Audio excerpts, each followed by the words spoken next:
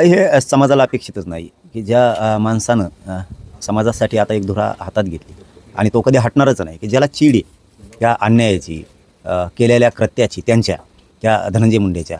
आणि त्यांनीच सांगितलं ना राज्याला, त्यांनीच सांगितलं इतकं की इतका क्रूर आहे, योजना खातो, वाळू खातो, कर्रा खातो, परत जमिनी खातो, प्लॉट खातो, छेडछाडी करतो, खंडण्या मागतो, खून करतो आणि मला पारडं, अमकं केलं तमकं केलं. एक मराठ्याच्या पोरात रोष निर्माण झाला की आपला माणूस संपायला लागले. बघा, समाजाने तुला आपलं मानलं, समाजानं तुला आपलं मानलं आणि धसांचा कुठलाच विचार न करता ज्या काळात त्यांच्या पाठीशी मंत्री आणि असे ताकदी होत्या त्यावेळेस एवढी लीड मिळाली नाही. साध्या पोरांना एवढी लीड दिली, त्याचं मूळ कारणच हे होतं की अन्यायाच्या विरोधात लढायला निघालेल्या माणसाला फुल साथ द्यायची आणि साथ दिली.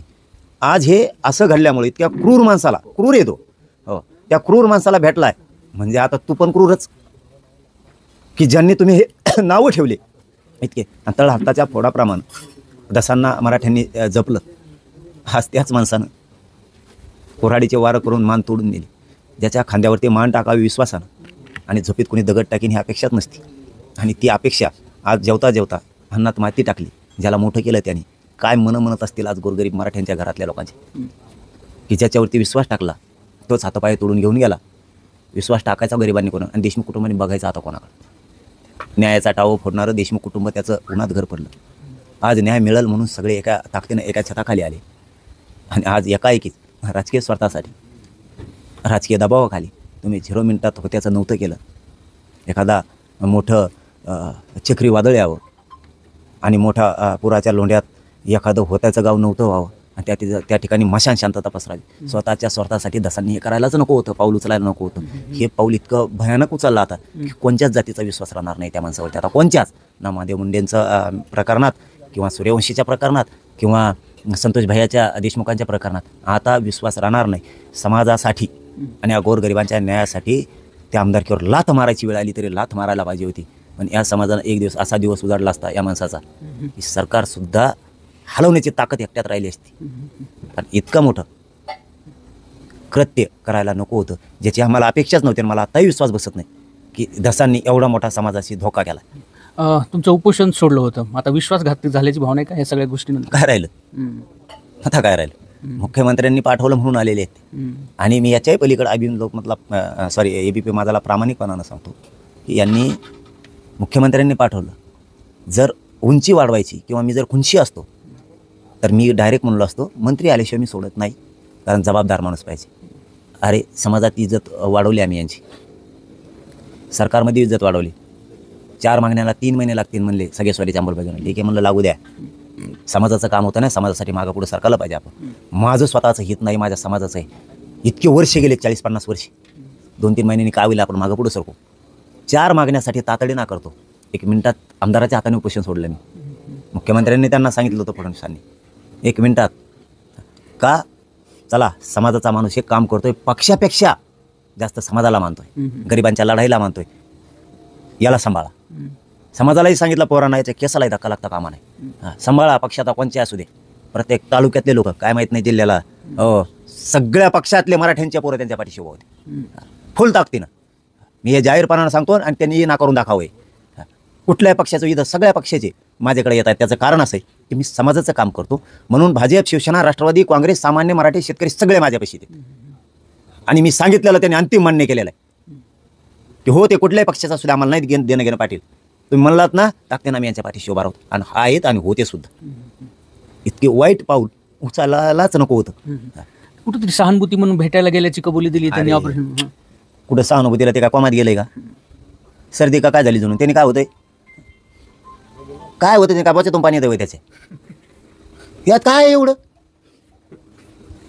गेलं मा घरी आलं घरी आणि भेटायला गेलो, एवढं मला एवढं प्रेम, अगं बाबा एवढी माया.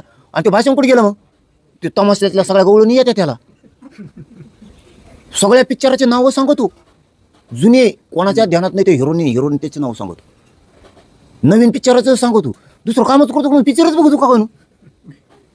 इतकं येतंय. आणि मग लोकांचा विश्वास बसला ना राव की प्रामाणिकपणा ऐकणार नाही. 0 मिनिटात प्रामाणिक पकडा, रोख हातात पडायला लागला, गुडघीत टेकली येतात घापक्यासच. अरे अरे राजीनाम्याचे मागे गेले अरे होते. भोळ्यापणाचं पांघरून घेऊन माझ्या भोळ्या बाबड्या समाजाला नको फसवू. तळतळाट गोरगरीब देऊ शकतो, ती घ्यायला नाही पाहिजे. गोरगरीब अपेक्षानं बघत होता न्यायासाठी, तळतळाट घ्यायला तुम्ही.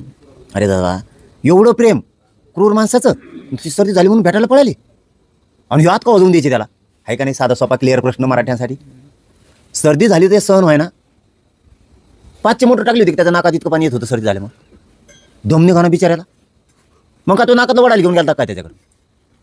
एवढं आणि जेलमध्ये कसं जाऊन देईन त्याला? मराठी येत का एवढी? अरे बाबा, तुला एक प्रश्न विचारला होता, अण्णा सगळे असलेच असते का गं? प्रश्न विचारला होता, मग नाव विलाज, मग आता त्याला आठवतं आम्हाला. मला नाव घ्यायचं नव्हतं तरी आज नाव घेतो मी जाहीरपणानं. पंकजदाई मुंडे मुख्यमंत्री मंत्री झाले. एक प्रश्न विचारला होता त्यांना पत्रकारांनी, शुभेच्छा देणार का? शुभेच्छाने ती पाडायला ती मला, तिला शुभेच्छा. किती दुश्मनी दाखवली. अरे याने खुनं केले आपल्या लेकराचे, खुनं त्याचे इतकं तर ती क्रूर बी नाही. मग इतकी तर क्रूर बी नाही. ज्या काळात आता शंका येणारच ना, मग ज्या माणसानं गोपीनाथ मुंडे साहेबांना, मी पहिल्यांदा नाव घेतो आता, की दारिद्र्याच्या खाईत घेतलेला समाज वरती काढण्यासाठी दिया जिजावला स्वतःचा आणि प्रगतीकडे समाज नेला.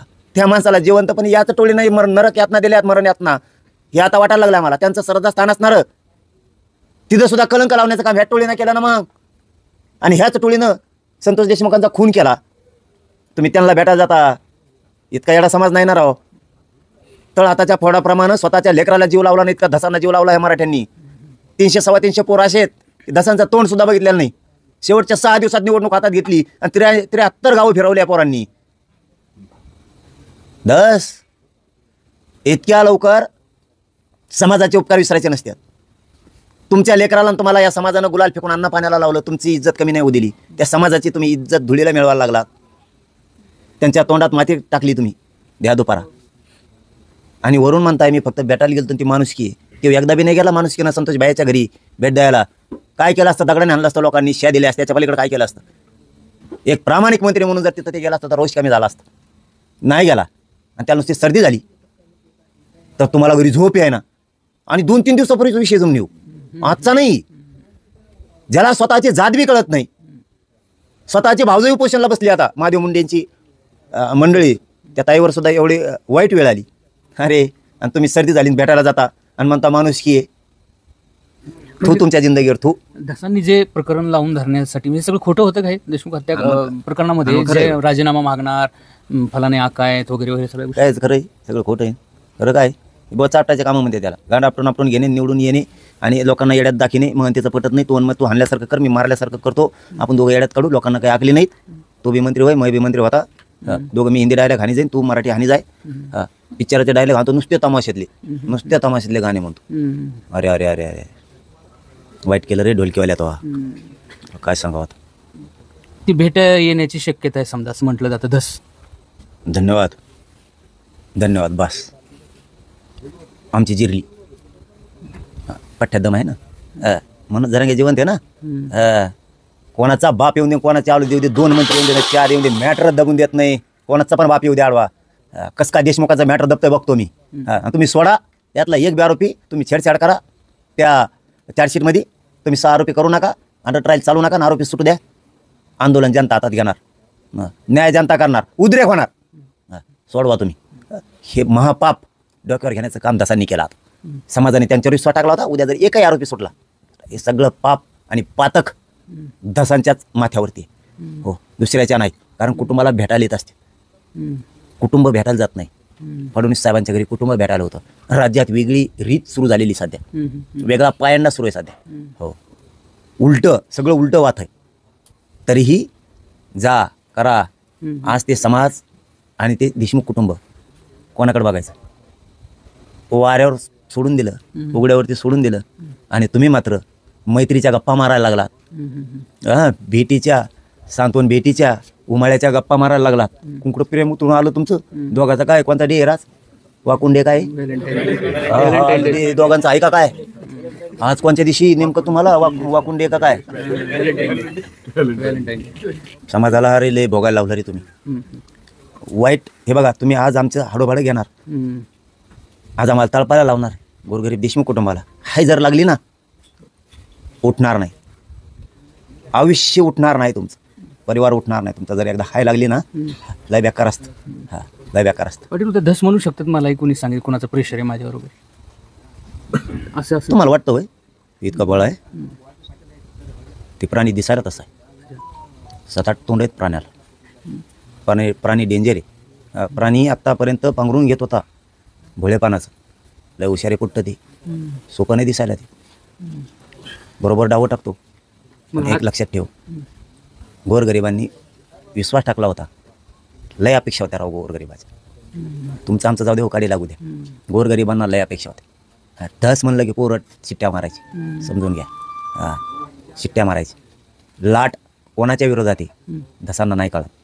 धसांनी कायम राज्य करायला पाहिजे होतं. जसं की जातीवाद करू नका म्हणतो मी प्रत्येक वेळेस सांगतो. मी सांगताना मुंडे घराण्याच्या विरोधात जर मराठी असते तर इतक्या वेळेस सत्तेवर बसले नसते. मी हमेशा सांगतो, तुम्ही फक्त मराठ्यांना धरून राहा, हमेशा राजे तुम्ही होताल. माझे आजचे शब्द नाही ते.